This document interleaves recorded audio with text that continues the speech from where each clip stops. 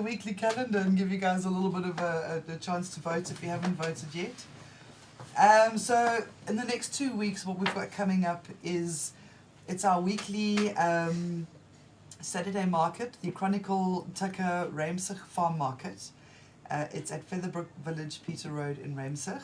Music, entertainment, DJs, market stalls, food, fun. It's every Saturday, so like make an effort to get out there. I think it's a real joy. Dope.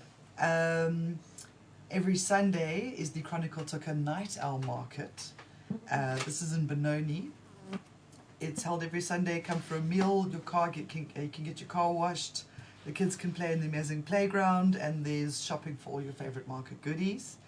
And then another weekly market. This is also on Sunday. It's the Chronicle Tucker Bosheuvel Market at the Bosheuvel Country Estate in Muldersdrift.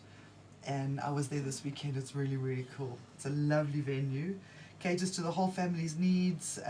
There's a farm restaurant, which is the Cattleman's Restaurant. They've got craft brews. The kids can spend the day on the jumping castle. There's pools. There's the farm. The owner says it's a working farm with a hospitality problem, but he loves it. So yeah, they've got a huge big tent for the cannabis space where no under 18s would be allowed. And that's what we've got coming up for the next 2 weeks. There's stuff coming up end of month, but I'm just going to do 2 weeks at a time. So nice and easy that. Next I want to talk about the Fields of Green weekly update. So it's the Manifesto Mondays. Every Monday we release a section of the Fields of Green Fall Manifesto. The final section that was released this Monday is called The Way Forward, in which we conclude our manifesto with what we believe the future holds, as well as noting the fact that through all the developments since the 2018 Constitutional Court ruling, the government has still not withdrawn its case regarding the trial of the plant. We would look forward to launching our compiled manifesto sections 1 to 6 in the coming weeks, and we also want to thank everyone who's been a part of this manifesto journey. This started in 2014. It's been a long time. Myrtle Clarke first typed the first sentence of what is now the only cannabis policy document of its kind in Africa. So we're going to be... we've got a party coming up. We've got a party coming up to launch this. This is years of hard work. It is years of hard work. It's now concluded. The manifesto is finally manifesting into the final product, and it is so exciting, and it is groundbreaking, and it is deep and it's ready to hit the president's desk. Yeah, today everyone should be celebrating too with us. Big steps. So if you care about the legislation side of things, pop onto the Fields of Green for All website. These sections are all available for download in the individual blogs that get released every Monday. And that's pretty much all I have to say about that.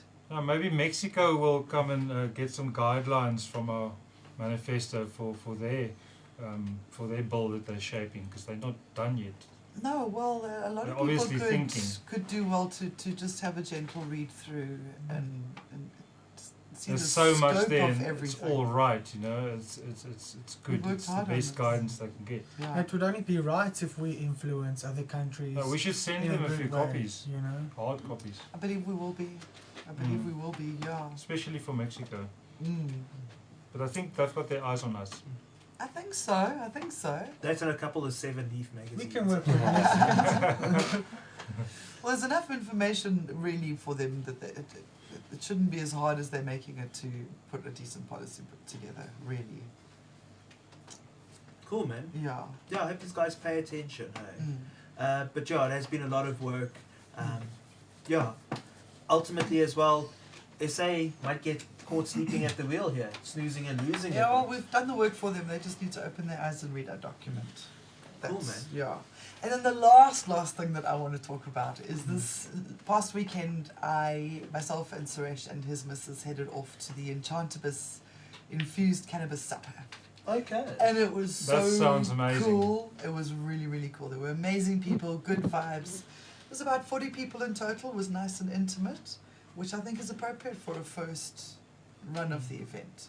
They had a little market. Went and supported. I got like a rolling tray and some Rick and Morty papers and some cookies that are just mind-blowing. That whole dab bar downstairs, you could, you know, disco for afterwards. The meal itself was really, really tasty. They had a meat option and a vegetarian option.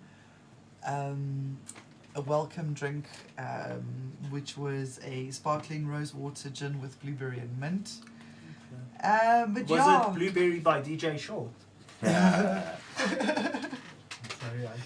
So the food was really, really tasty. I thoroughly enjoyed it. It looks like a lovely experience. It was fantastic. Joey Rastine was really, really entertaining. Okay. I think he might have been a little bit nervous before the show. I think he's more used to a drinking crowd. And because we were literally having a cigarette just before he went on, and he was like, "So, stoners, huh?" Like. What? But he ended up going overtime. He had such a good time with us. All right. So, and there was live music. It was like a folk, pop, fusion, jazz. I hope I'm getting the words right, but it was really refreshing and breaking stigma, right? it was amazing. It was amazing. Is that what they're called? Well, that's what I would say. I mean, that's not your typical stoner event. Not breaking dab. Yeah. The taste of the they used dabs in the meal, and they used an infused oil that they'd made with keef for like the pesto and stuff. So you had a dosed meal, and if you felt that you wanted to add to that dosage, then you just needed to more Sprinkle. pesto. Yeah, was it Parmesan? I didn't go with too much with the pesto because I wanted to see what the vibe Oh, I'm sorry, I was. spilled it all on my meal. When you spill some, you have to. Yeah. 420. Sorry. The decarb gift to you. And it was tasty. It really was worth piling. Oh, nice. So I didn't do too much of the pesto because I wanted to give the meal itself a chance, and it was a pleasant vibe. I wasn't overstoned. Okay, If I'd been driving, I would have been good to drive. Had I not had all the extra dabs and smoking, the venue itself, you could sit there with a table and smoke, and it was smoke friendly, and it was like comfortable and good. entertaining, That's amazing. and That's good. And the I people, thoroughly the crowd, highly what was the recommend crowd it. like? A really nice crowd. There were some faces I didn't know. There were some faces I did know. Greendorf was there. Oh, Greendale. Yeah. So, what's her face? Oh, dude. Sorry. What's her face? I'm so bad with Wendy. names. But there was a representative from Schindler's who came and gave us a talk about where things are at the moment, and she was available to answer any questions, and it was lacquer. Nice. It Man. was really, really lovely. I maintain- Dan Marie. I maintain these should always be Uber included experiences. It's either got to include an Uber so that I can get grilled F, or it's got to be like that a restaurant in the Boondocks where you can just have the itis, where you can chow and then go crash. Well, there's accommodation available at this place as well, so that is an option. Yo. It was Or legitimately an offer free option with the CBD ticket. drops after when you're ready to go home. CBD drip brew. That's enough. Yeah. I'll stop the CBD bottle stuff, off eh? Yeah. for THC. It's great though, because there weren't a year or two ago there wasn't much like this, and now it's No. gangbusters everywhere. No, it was healthy, it was tasty, and I'm really grateful for the invitation. Thank you so much. Nice one, guys. Yeah.